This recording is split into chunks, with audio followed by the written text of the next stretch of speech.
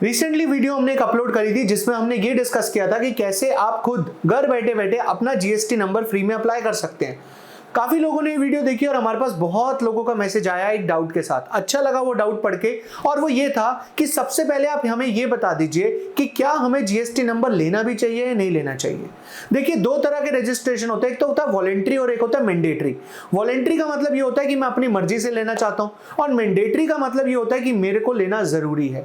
तो आज हम इस वीडियो में डिस्कस करने वाले हैं वो चीजें जब आपको लेना जरूरी हो जाए और कब आपको वॉलेंट्री खुद भी जीएसटी नंबर ले लेना चाहिए। तो विदाउट वेस्टिंग टाइम चलिए शुरुआत करते हैं आज का वीडियो।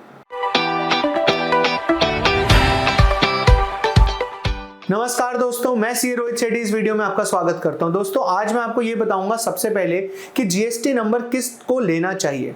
देखिए, बेसिकली जीएसटी नंबर जो होता है वो होता है goods and service tax registration, यानी कि आप अपने आप को, अपने बिजनेस को goods and service tax act में रजिस्टर कराना चाहते हैं और आप एक सेल्स टैक्स नंबर चाहते हैं या आप एक सर्विस टैक्स नंबर जिसको हम बोलते हैं जीएसटी नंबर, राइट। अब इस जीएसटी नंबर आने के बाद आपको जितने भी नॉर्म्स या जितने भी रूल्स जीएसटी के एक्ट में लिखे हैं वो सब आपको फॉलो करने पड़ेंगे। अगर आप वो फॉलो नहीं करते हो तो आपके ऊपर लगाई जाएगी पेनल्टी। जैसे फॉर एग्जांपल, मैंने जीएसटी नंबर ले लिया खुशी खुशी में और उसके बाद मैंने रिटर्न फाइलिंग नहीं करी, तो जितनी बार भी मैं रिटर्न फाइलिंग नहीं करूंगा, भले ही मैंने कोई बिजनेस किया या नहीं किया, बट अगर मैं रिटर्न फाइलिंग नहीं करूंगा तो मेरे ऊपर लगती जाएगी पेनल्टी, और धीरे धीरे वो पेनल्टी बढ़ती जाएगी क्योंकि वो क्यूमुलेट होती रहेगी, क्योंकि यहाँ पर जो पेनल्टी लगती है वो पर डे के हिसाब से लगती है। अगर आप ये सोच रहे हैं कि सरकार ने नील रिटर्न के ऊपर भी पेनल्टी लगा रखे, सरकार कमाना चाहती है, तो नहीं, ऐसा नहीं है। सरकार बेसिकली ये चाहती है कि कोई भी बंदा अगर जीएसटी में रजिस्टर कर रहा है तो वो काम करे। अगर वो काम नहीं करना चाहता, सिर्फ नील की रिटर्न भरना चाहता है, तो इससे बेटर ये है कि वो जीएसटी में रजिस्टर ना कराए। तो ऐसे लोगों से बचने के लिए वो पेनल्टी को रखा गया है। लेकिन यहां पर बात ये आती है कि कौन कौन ऐसे लोग हैं जिनको जीएसटी में रजिस्ट्रेशन कराना मैंडेटरी है। तो सबसे पहले हम डिस्कस करते हैं कि वो लोग जो मैंडेटरी हैं जिनको जीएसटी में रजिस्ट्रेशन करवाना पड़ेगा।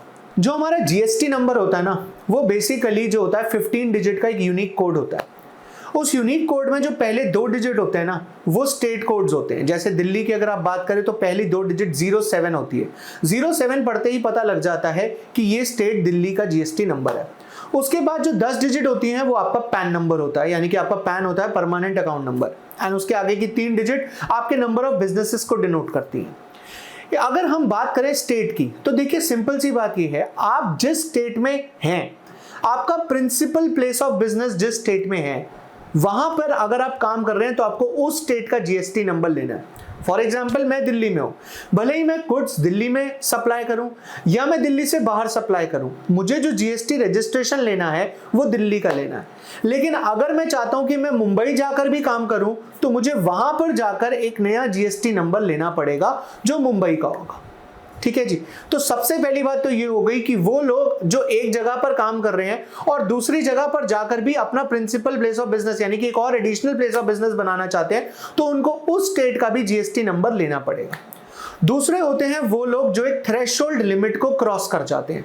थ्रेशोल्ड लिमिट यानी कि आपकी सेल, गुड्स की सेल की बात हो रही है। अगर आपकी गुड्स की सेल 40 लाख को क्रॉस कर जाती है पूरे साल में, एक साल में अगर आपकी गुड्स की सेल 40 लाख को क्रॉस कर जाती है, तो उस केस में आपको जीएसटी रजिस्ट्रेशन लेना मैंडेटरी है। और अगर आप एक सर्विस प्रोवाइडर हैं तो उस केस में ये 40 लाख की लिमिट को 20 लाख माना जाता है। यानी कि अगर आप एक सर्विस प्रोवाइड कर रहे हैं और आप 20 लाख से ज्यादा की सर्विस प्रोवाइड कर देते हैं एक साल में, तो आपको उस टाइम पे जीएसटी रजिस्ट्रेशन लेना मैंडेटरी हो जाता है। तीसरे नंबर पर आते हैं वो लोग जो इंटरस्टेट सप्लाई करते हैं। मान लीजिए मैं दिल्ली में रहता हूं और मैं दिल्ली में ही गुड्स बेचता हूं, तो मुझे जीएसटी नंबर 40 लाख से नीचे लेने की जरूरत नहीं है।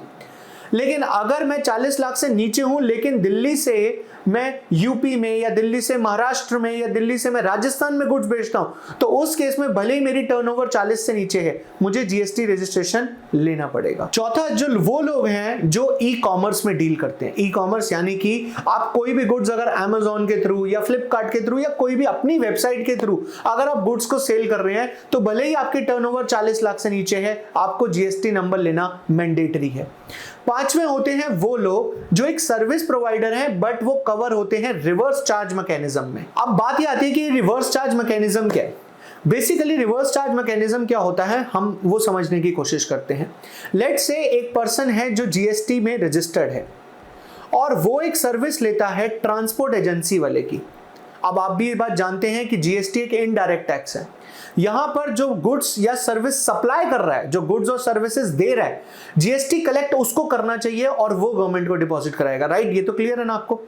अब अगर मान लीजिए मैं एक बिजनेसमैन हूं और मैं एक सर्विस प्रोवाइडर की सर्विस ले रहा हूं, सर्विस प्रोवाइडर यानी कि मान लीजिए जो रिवर्स चार्ज के अंदर लिस्ट के अंदर आने चाहिए, जैसे ट्रांसपोर्ट एजेंसी लिस्ट में आती है।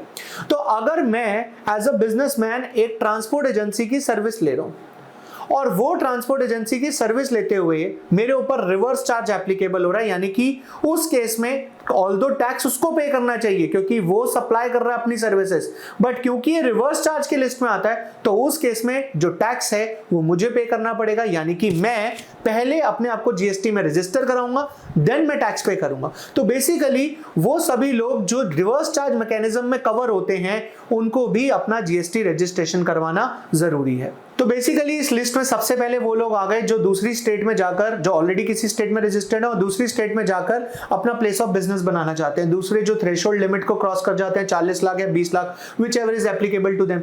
तीसरे वो लोग जो इंटर स्टेट सप्लाई करते हैं। चौथे वो लोग जो ई कॉमर्स के थ्रू बिजनेस करते हैं। पांचवे वो लोग जिनके ऊपर रिवर्स चार्ज मैकेनिज्म लगता है।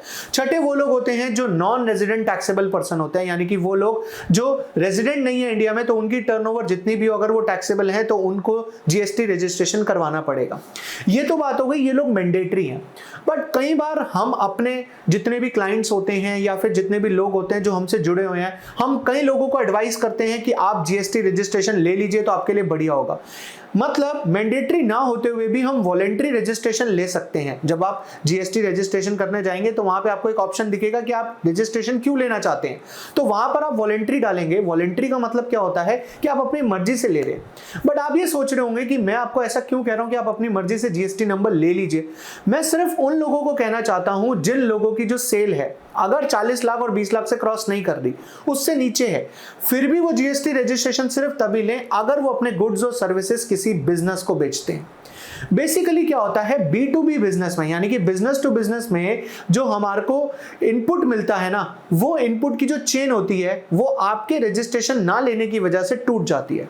जिससे क्या होता है कि आप जिसको सेल करने जा रहे हैं वो बिजनेसमैन है, उसको इनपुट नहीं मिलेगा और जब तक उसको इनपुट नहीं मिलेगा तब तक वो आपसे परचेज नहीं करेगा। अब आप इसमें कंफ्यूज हो गए, ये इनपुट आउटपुट का मैकेनिज्म क्या है पहले ये बताओ। तो चलिए देखते हैं पहले इनपुट आउटपुट का मैकेनिज्म क्या है। तो मान लीजिए कि आपने ए से गुड्स खरीदे। आपने जब ए से गुड्स खरीदे तो आपने उसको 1 लाख रुपए गुड्स के पे करे और 18,000 रुपए उसने आपसे टैक्स ले लिया क्योंकि वो रजिस्टर्ड है।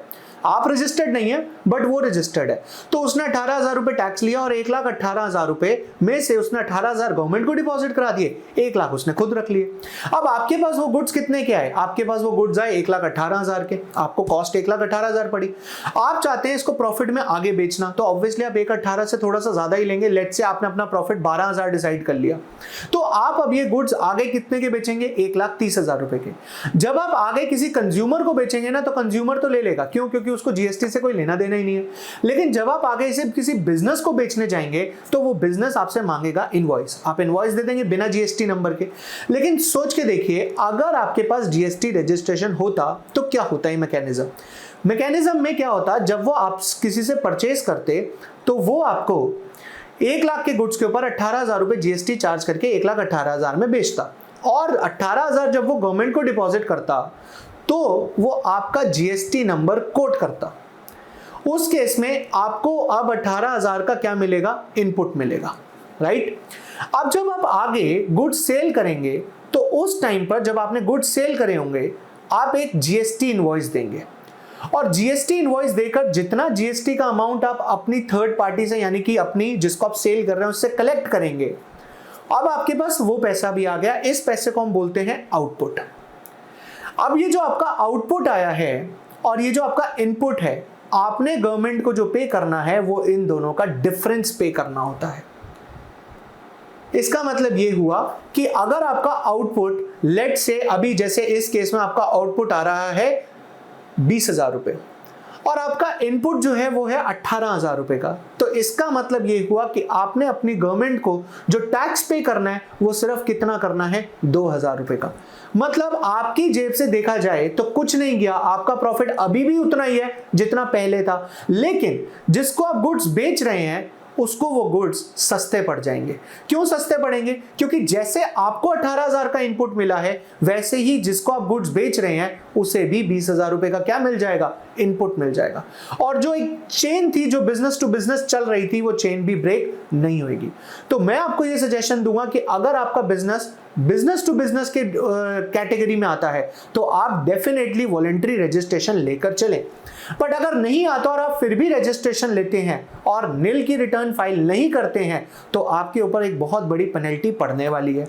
तो इट्स बेटर कि अगर आपने गलती से रजिस्ट्रेशन ले लिया है और या फिर आपने रजिस्ट्रेशन लिया था, आपका बिजनेस बंद हो चुका है, तो आप अपना जीएसटी कैंसिलेशन की रिक्वेस्ट अपने डैशबोर्ड पे जाकर खुद रिक्वेस्ट डाल सकते हैं। आपको अगर कोई भी लाइबिलिटी नहीं है, यानी कि अगर आपके ऊपर कोई लाइबिलिटी नहीं है, कोई लेट फीस नहीं है, आपने सब कुछ पे कर रखा है, सारे रिटर्न टाइम पर है, तो फिर आपका जीएसटी नंबर, आपका जो असेसिंग ऑफिसर है वो उसको कैंसिलेशन की रिक्वेस्ट को एक्सेप्ट कर लेगा। और हाँ, अगर कभी दोबारा आप बिजनेस करना चाहते हैं तो बाद में आप नया जीएसटी नंबर अप्लाई करके एक फ्रेश एप्लीकेशन डालकर दोबारा अप्लाई कर सकते हैं, कोई दिक्कत वाली बात नहीं है।